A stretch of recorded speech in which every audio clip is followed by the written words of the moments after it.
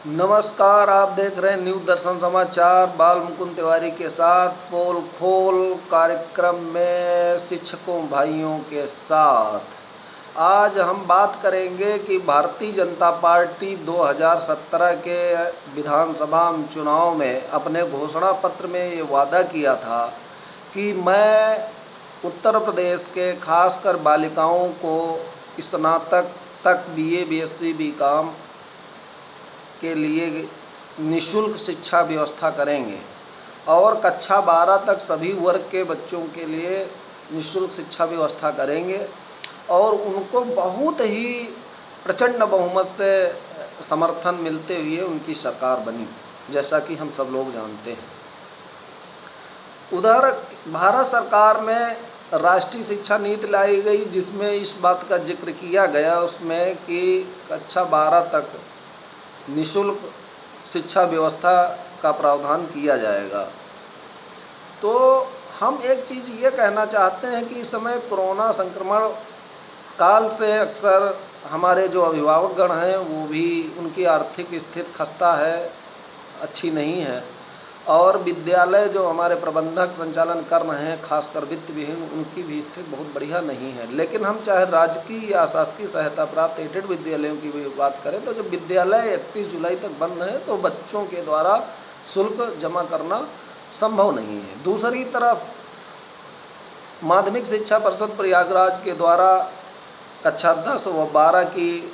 अंतिम तिथि भी घोषित कर दी गई है कि 8 अगस्त तक आप बच्चों से शुल्क ले लें। तो 31 जुलाई के बाद यदि विद्यालय खुलते भी हैं तो हम कैसे ये मान सकते हैं कि 8 दिन में सारे बच्चे आ करके और शुल्क जमा कर देंगे। दूसरी तरफ प्रधानाचार्य के द्वारा राजकोष में जमा करने की अंतिम तिथि 18 अगस्त घोषित की गई है।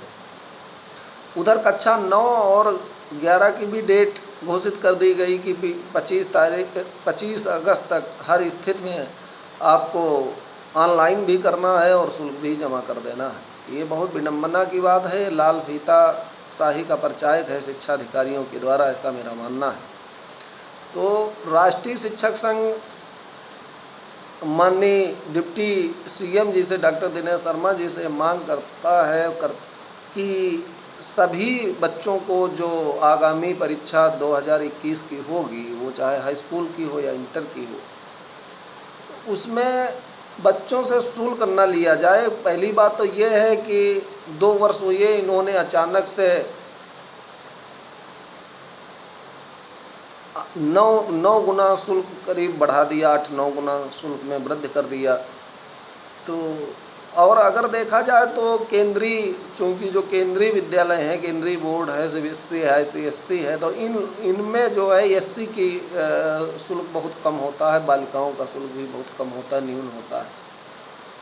लगभग 150 के इर्द गिर्द। तो अब यूपी बोर्ड भी इतना बड़ा, एशिया का सबसे बड़ा बोर्ड है, उनको विचार करना होगा कि इन शुल्क भी शून्य करें इस 2021 परीक्षा के लिए, 0 फीस पे फॉर्म भरने की अनुमति प्रदान करें। और दूसरी तरफ हम उदाहरण स्वरूप अपने जो अनुभव के आधार पे स्पष्ट तौर पे कह सकता हूँ कि उत्तर प्रदेश को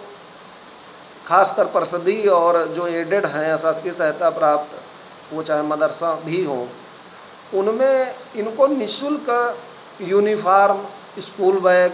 जूते, मोजे और पुस्तकें निःशुल्क वितरण करना था। तो ये आज तक नहीं कर पाई उत्तर प्रदेश सरकार और उनके जो कारिंदे हैं शिक्षा अधिकारियों के द्वारा। तो जो चीज़ निःशुल्क वितरण करना था वो ये आज तक नहीं कर पाए हैं। और हम अर्थात वित्त विहीन शिक्षकों को, प्रधानाचार्यों को, अभिभावकों से शुल्क का पैसा लेना है। तो ये कैसे मान लिया जाए कि जो चीज़ आप निःशुल्क करना था वो अभी तक आप नहीं कर पाए हैं, और 8 दिन में अगर विद्यालय खुल जाते हैं 1 अगस्त से, तो 8-10 दिन में कैसे मतलब वो सारा शुल्क ले लिया जाएगा, ये मतलब मेरे समझ से परे है। तो इसलिए मैं ये राष्ट्रीय शिक्षक संघ की तरफ से अनुरोध करता हूँ माननीय डिप्टी सीएम जी से कि इस पे पुनर्विचार करते हुए ये शुल्क शून्य किया जाए, जीरो किया जाए और इनकी तिथियां वृद्ध की जाए, विस्तारित किया जाए। दूसरी तरफ मैं एक बार फिर पुनः अनुस्मरण कराना चाहता हूं डिप्टी सीएम जी को और जिम्मेदार शिक्षा अधिकारियों को कि जो मान्यता हाई स्कूल इंटर की नवीन की जो 31 मई को लॉगिन बंद कर दी गई है, वेब पोर्टल से लिंक बंद कर दिया गया है, उसको एक बार फिर पुनः खोलने का कष्ट करें, क्योंकि उसमें एनओसी लेने में, पेपर व्यवस्था करने में ही 2-2 ढाई माह का वो लग जाता है समय। इसलिए ये चीज़ देखने की है कि अब उसमें 75 जिले में उत्तर प्रदेश में बहुतायत ऐसे विद्यालय प्रबंधक हैं जिन्होंने शुल्क जमा किया और लेकिन पेपर के अभाव में वो लॉगिन नहीं कर पाए। तो ये चीज़ सोचना होगा सरकार को और इस पे पुनर्विचार करते हुए मान्यता लॉगिन खोली जाए और दूसरी तरफ ये जीरो फीस पे परीक्षा के लिए एक आदेश पारित किया जाए, ऐसा राष्ट्रीय शिक्षक संघ की तरफ से मांग है और मुझे उम्मीद है कि ज़रूर गवर्नमेंट इस पे विचार करेगी। और अगर ये वीडियो